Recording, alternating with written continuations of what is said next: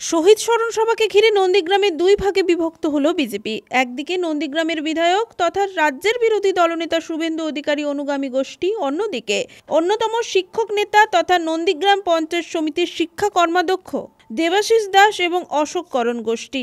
এই গোষ্ঠী বিভাজনের ক্ষেত্রে ঘুরে ফিরে সেই বিজেপি শাসিত নন্দীগ্রামের গোকুলনগর গ্রাম পঞ্চায়েত প্রধান দীনবন্ধু মণ্ডলের সরকারি অর্থ তছরূপ এবং দুর্নীতিকাণ্ড উঠে আসছে সামনে।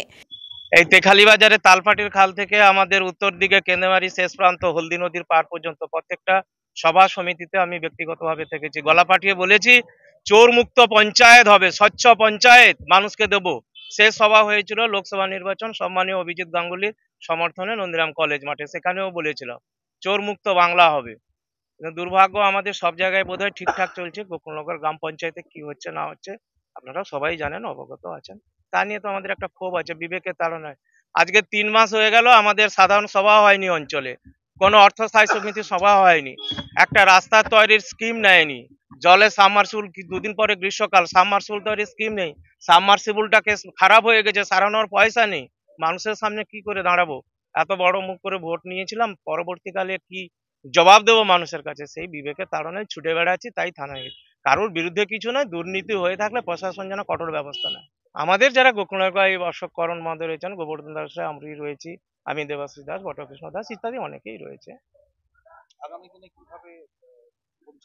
পথই পথ দেখাবে। দুই শিবিরের থেকে প্রকাশ্যে কথা ঘোষণা না করলেও বিগত 3 মাস ধরে নন্দীগ্রামের রাজনীতিতে এটাই এখন চর্চার বিষয় হয়ে উঠেছে। আলাদা আলাদা কিছু নয়, আমরা 2007 সালের ঐতিহাসিক ভূমিচ্ছেদ প্রতিরোধ কমিটির সঙ্গে সম্পৃক্ত, প্রতি বছরই করে থাকি। আমার এখনো মনে আছে 2008 সালের প্রথম 10ই নভেম্বর যখন করতে চাই, আমি আর একটা এখানকার সাধারণ ছেলে, আমার ছোট ভাই, তাকে নিয়ে শহীদ বেদিটাকে তৈরি করে সেই শহীদ দিবস পালন করেছি। তবে থেকে তাদের সঙ্গে ছিলাম। পরবর্তীকালে এসে শহীদ ভাগাভাগি হয়, অমুক দলের তমুক দলের, আমি একটা দল করি, তার মধ্যে ছিলাম। কিন্তু সেই দল থেকে আজকে ডাক পাইনি, তার জন্য তো আমরা বসে থাকবো না। 10ই নভেম্বর প্রত্যেক দিন আসি, আজকেরও এসেছি, শ্রদ্ধা জানিয়ে চলে যাচ্ছি। আলাপ আলোচনা হয়, কোন টাইমে কি করা হবে আলোচনা হয় না। তাহলে অমুক পার্টি এতটা থেকে এতটা, তমুক পার্টি এতটা, তাহলে এটা কি বিনা আলোচনায় হয়েছে? যাই হোক, আমি বিতর্কে যেতে চাই না। আমি হয়তো ডাক পাইনি, আমরা হয়তো কয়েকজন ডাক পাইনি, কিন্তু আমাদের তো একটা নৈতিক দায়িত্ব থাকে শহীদদের প্রতি করা। ভাগটা কিছু না, উনারা আগে দিয়েছেন, আমরা একটু পরে এসে, আমরা ডাক পাইনি। জানেন জগদ্ধাত্রী পুজো চলছে, বিভিন্ন সঙ্গে যুক্ত, তো ডাক পাইনি। তা যেহেতু এসি, তারপর বিভিন্ন রাজনৈতিক দল করছে, ঠিক আছে, আমরা যখন ডাক পাইনি, গোকুলনগরের সাধারণ মানুষের পক্ষ থেকে অশোকবাবুর নেতৃত্বে আমরা এসে, অশোকবাবু গোবর্ধনবাবুর নেতৃত্বে এসে আমরা শহীদদের প্রতি শ্রদ্ধা করি। রবিবার গোকুলনগরের করপল্লীতে 2007 সালের জমি রক্ষা আন্দোলনের শহীদদের প্রতি শ্রদ্ধার্ঘ্য নিবেদনের অনুষ্ঠানে সেই গোষ্ঠী বিভাজন প্রকাশ্যে এলো, যা এখন নন্দীগ্রামের রাজনৈতিক মহলের জোর চর্চার বিষয় হয়ে উঠেছে।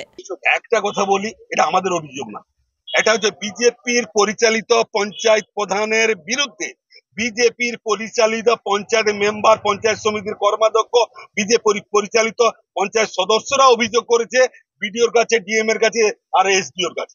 তাদের তদন্ত সাপেক্ষে 65 লক্ষ টাকা দুর্নীতি। আমরা যদি তৃণমূল কংগ্রেসের পঞ্চায়েতরা বলবে একটা রাজনীতিগতভাবে বলছে, এটা রাজনীতিগত না, বাস্তবে ডাকাতি করা হয়েছে। তার প্রমাণস্বরূপ এই বিজেপির প্রধান, আর সেই প্রধানকে মাথায় তুলে নাচাচ্ছে শুভেন্দু অধিকারী, কারণ মানি ভাগাভাগি হয়ে গেছে। ব্যাপারটা হচ্ছে না, অন্তর্দ্বন্দ্ব কিচ্ছু না। ওরা বিজেপির শুভেন্দু অধিকারী যেসব লোককে নিয়ে আজকে শহীদ বেদিতে মালা দিতে এসছে, তারা নন্দীগ্রামে 2007 সালে খুনি, তারা ধর্ষণকারী। আর সেই খুনি ধর্ষণকারীদের সঙ্গে অশোক করণ এবং দেবাশিসটা আসেনি, তাই ওরা আলাদাভাবে এসে দিয়ে যাবে। তারা তৃণমূলের লোক না, তারা বিজেপির লোক, অতএব তারা ওইসব লোকের সঙ্গে আসতে চায়নি, যেটা শুভেন্দু অধিকারীর পক্ষে সম্ভব। কারণ ও মুসলিমদের নিয়ে কাজ করেছে, এখন বলছে জিহাদি, পাকিস্তানি, বাংলাদেশ। যে মুসলিমরা শ্যামলী মান্নার মতো মহিলাকে দাহ করেছে, আজকের ওর পক্ষে বক্তব্য রাখা সাজি। বিজেপির অন্তর্দ্বন্দ্ব আজকের না, ও রাজ্যব্যাপী ক্যান্সার হয়ে গেছে, নন্দীগ্রামেও ক্যান্সার আছে। এই ক্যান্সারটা তাড়াতাড়ি মুক্ত হয়ে যাবে। আগামী দিনে বললাম না যে বিজেপিকে ছাইয়ে দিয়ে দূরবীন দিয়ে দেখতে হবে, বিজেপিকে পাবেন না আপনারা, দূরবীন দিয়ে দেখতে হবে, দেখে নেবেন।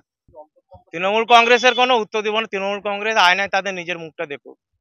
বাংলাকে কলঙ্কজনক রাজনীতি আনার জন্য যে মূল নায়ক, সে হচ্ছে তৃণমূল কংগ্রেস। দুর্নীতিটাকে রন্ধ্রে রন্ধ্রে ঢুকিয়ে দিয়েছে, তার ফল আমাদেরকেও ভোগ করতে হচ্ছে। ব্যুরো রিপোর্ট, খবর বিসিবিএস।